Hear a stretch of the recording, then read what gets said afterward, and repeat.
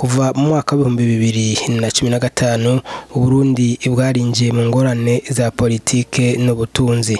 Ivyo vyatumye haba umutekano muke maze abarundi benshi cyane barahunga igihugu cyabo.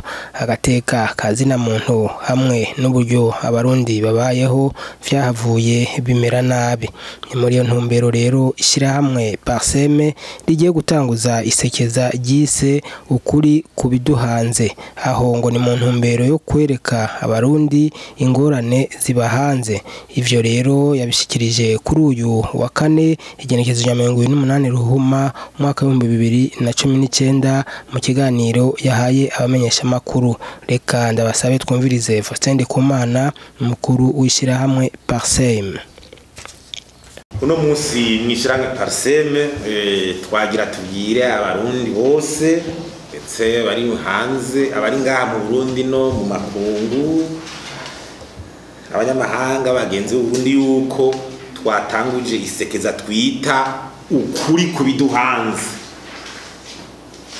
Isekeza twita ukuri kubiduhanze risigura iki?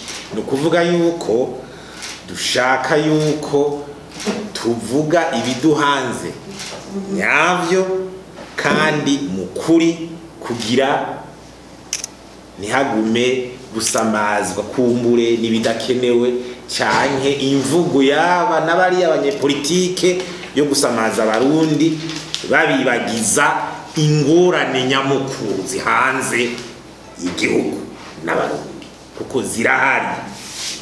Dushaka kuvuga ukuri kuri izo ngorane mu bisata bitandukanye, haba mu butunzi bw'igihugu, bijanywe n'inzego na politike y'agateka kazina muntu.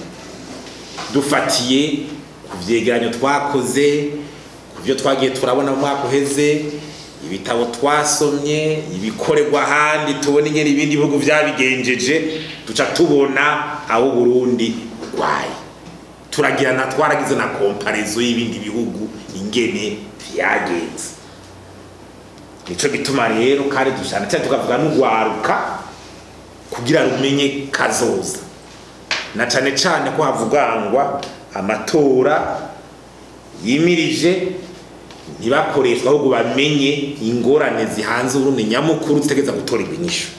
Nico gituma rero intumbero zindi zijanye n'iryo sekeza hari turifuza kandi yuko twoduza akanovera k'ibiganiro bivugwa mu gihugu, qualité du débat politique,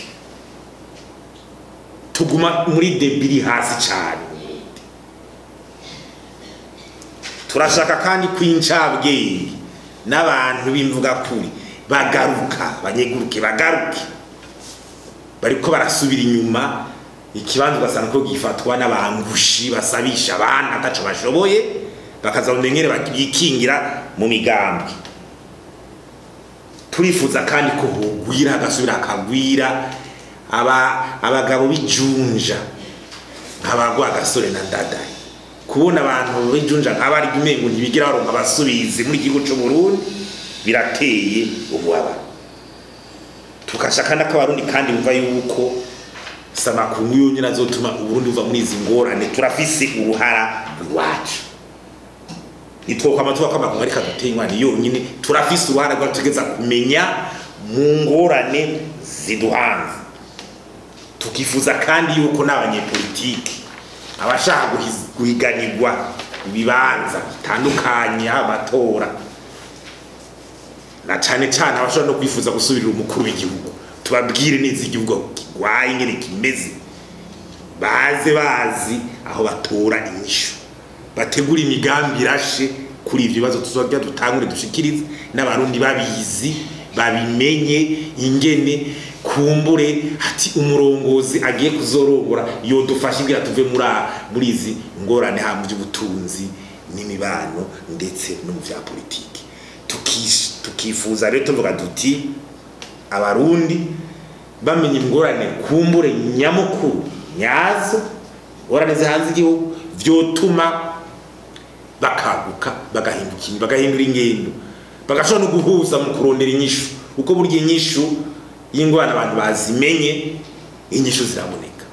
Ugutora inyishu kwa mbere ku ngorane nuko wemera kuzifise ukazibona ukemera ugwaye aho burya inyishu ibitanguye kuboneka. Kumbure twoheba tukavuga tuti reka tuvuge ibibazo nyamukuru nitwame kumbure turiko turasamazwa nibi nabiriya kandi igihugu cacu kiriko kiragenda buke. Ugwaruka mbere ndetse ugasanga nigo ruriko rurahendwa rusubira inyuma rukurikira ayamuri. Iryo sekeza rero turitanguje no musi bifatiye ku gisata dufise ngahagijeje ubutohozi shiranga paraseme irashoboye kugira ubushakashatsi bukwiye na cane naho ibintu bimwe usanga biri mu buhinga buhanitse nazo turamaze kumenya ubuhinga bw'ingene dushobora kubivuga kugira bishikire umunyagihugu wese umuntu asanzwe atarinda kuvuga ati ayinda kuba yaragize za university canke n'izindi mugabo tukamufasha kubitahura finjo kindi gihambaye tuzokora cane muri sekeza. Kumbura ibintu ngene ibihugu byateye imbere canke ibindi ngwana usanga kumari byanditswe mu bitabo bikomakome canke ikindi mugabo tuzogerageza kugira umurundi wese mu butandukane bwacu ashobore gutahura kumva izo nyishu ndetse dushaziza gukiza izo ngorane. Kandi uko imisi igenda ntihabura igihinduka mu bantu sivyo.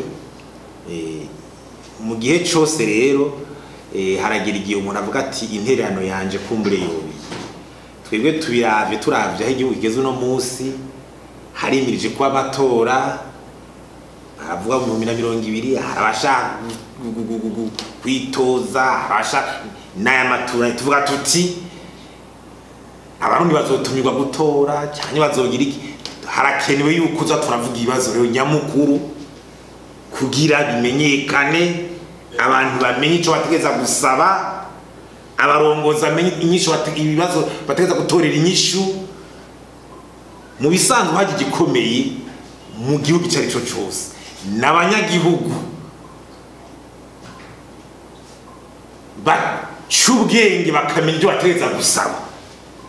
Umurongozi urumyagihugu udashobora kumenya ico busaba n'ikiguhanze ngo gishire hejuru haragahaze muri demokrasi. Burya rero uruhara ruri kuri twebwe ruri kuri wewe ruri kuri umunyagihugu hari wari wese kuko ni utegeza kumenya ibiguhanze ni utuma ko gutora ni utuma ko sinzi. Urumva rero igihe utamenya ibibazo muri nkugwaruka mutamenya ibibazo nyamukuru mugasamazwa n'ibitagira mvura igihugu kumahanga abarongozi bana barahindagurika. Umukuru w'igihugu hari avuga ati sinzitoza mu 2020 abivuze azosubirizwa none uwagiraze turamubwira rero ingene ibintu byifashe tugira tubijeko